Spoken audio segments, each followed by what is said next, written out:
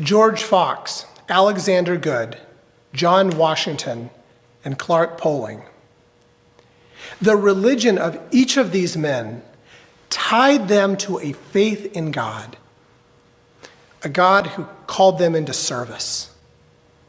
They were clergy, religious leaders, from traditions that have differences, disagreements. To say otherwise is not true.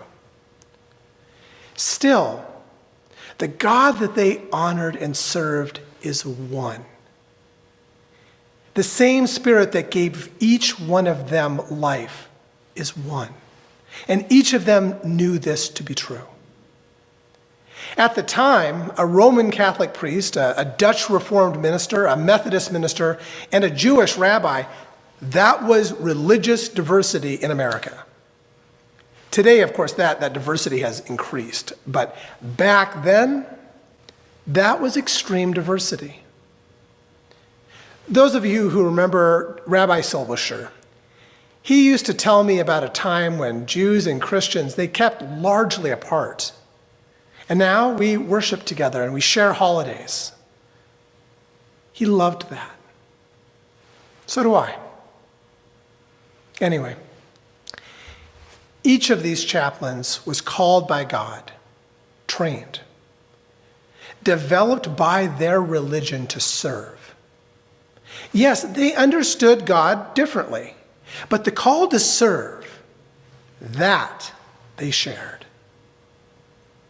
Religion at its best and at its worst, it can shape a person. At its best, it develops character and values. Religion ties you to a spirit that is greater than yourself.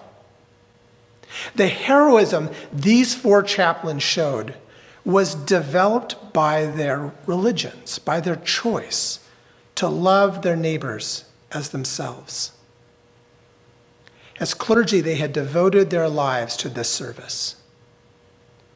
So on the night that the Dorchester was torpedoed, they responded as the people of faith that they were developed, that they chose to be. They saw the terrified young men around them as the ship sank. Many of them wounded and disoriented in the dark. They did what shepherds, what pastors do. They prayed with them, guided them to safety. And over the 900 souls that were on the Dorchester that night in Arctic waters, only 230 survived. The survivors lived on to share the story of what these four chaplains did that night. How they lived and died in the faith that shaped them. Jesus said, "This is my commandment. Love each other just as I have loved you." No one has greater love than to give up one's life for one's friends. One survivor, Private William Bednar, found himself floating in oil-smeared water surrounded by dead bodies and debris. He recalled that he could hear men crying, pleading, praying. And he said, I could also hear the chaplains preaching courage. Their voices were the only thing that kept me going, encouraging me to survive. Another, a sailor, Petty Officer John Mahoney, was disoriented and was trying to get back to his cabin to get his gloves before he went into the water. But Rabbi Good stopped him, knowing that he needed to get to safety. The rabbi gave John his gloves, saying that he had an extra pair. After he was rescued, John realized that Rabbi Good didn't really have an extra pair of gloves. The rabbi had chosen to save John and others over himself. And all of this happened so quickly, just minutes. Once most of the men were topside, the chaplains opened the storage locker with the life jackets and began distributing them.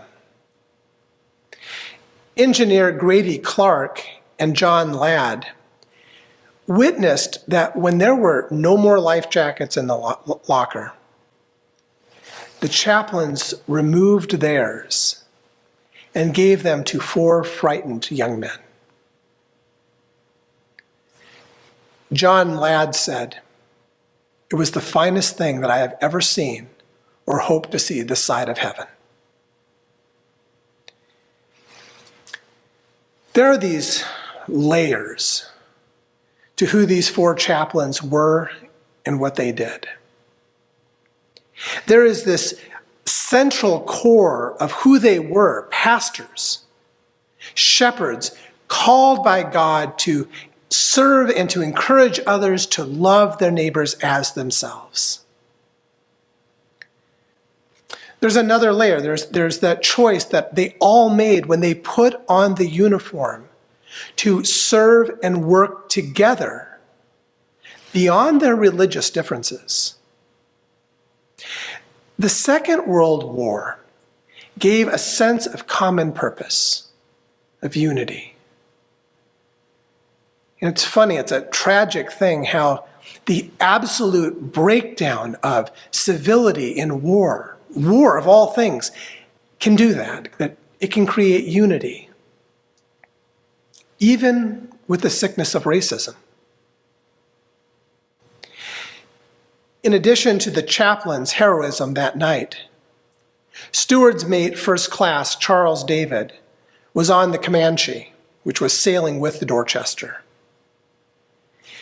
David volunteered to dive into the frigid waters and rescue men from the Dorchester.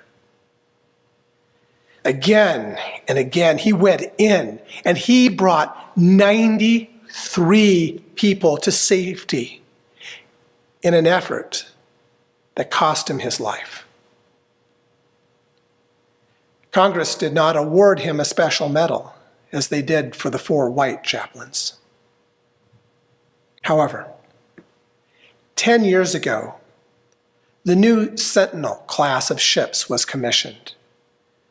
And one of the first vessels today is proudly the Charles David Jr. Justice was denied, but not forever. The events of that horrible night must not be forgotten. Charles David, George Fox, Alexander Goode, John Washington, and Clark Poling, they gave their lives in the faith that all of our stories are part of a greater story. That how we live, the lives that we touch, that is our legacy that goes on when our time is done. And there is a certain tragic irony that it was in the background of war, the breakdown of human civility between nations. It took that to happen for these 4 chaplains to rise above their religious differences. For the Navy to rise above racism to honor a hero.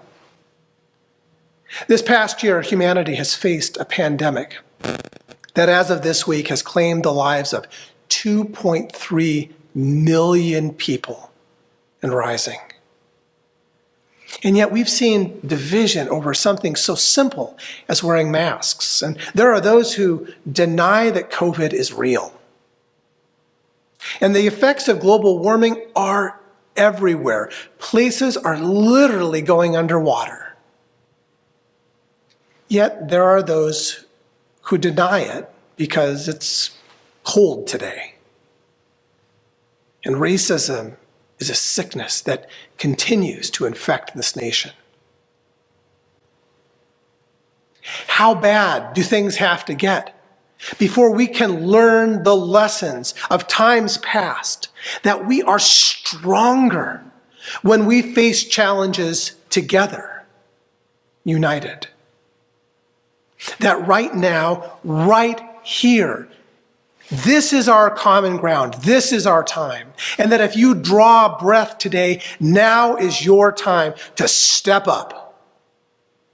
It took the most horrible war that this world has ever seen for that generation to challenge and change the religious and the racial divisions in the nation. Yet I remain hopeful. Because I know from stories like this that we can do this. I know from stories like that we have heard from today, that when people are developed and they are shaped with character and values of inclusive compassion and justice and mercy for all, when we raise people up like that, this world can change. Jesus had a vision that there was an inclusive kingdom of God in this world that was beyond nations, beyond empires, ethnicities. Dr. King called this the beloved community. And we carry this vision with us today, and it gives us hope. Because the legacy of the layers of unity that the sacrifice of the 4 chaplains and David Charles, that legacy continues. In the years following the war, the first officer of the submarine that torpedoed the Dorchester, a man named Gerhard Busk, he came to Rabbi Good's widow. Rabbi Good, think about that. And he came to others who had lost loved ones on that night, and he came with a message on behalf of the crew. We, the sailors of U-223, regret the deep sorrows and pain we caused. I ask for your forgiveness. In our humanity, we can find a kingdom that is greater than any nation. And we can be part of the healing that this world needs. I know that it's possible. I know that we can find common humanity and purpose without the horror of being at war or plague. Jesus shared this vision of a better world, and it's the core of everything he taught. It's a vision of unity that we need at this moment. My faith is rooted in this vision of God's kingdom, built on the values of inclusivity and compassion, justice and mercy, and nonviolence. It's a vision that Christ Church passes on to every generation. And it is our charge to keep that vision in this time and to continue to proclaim the kingdom and to raise people up with these values and character that's willing to sacrifice in the name of love.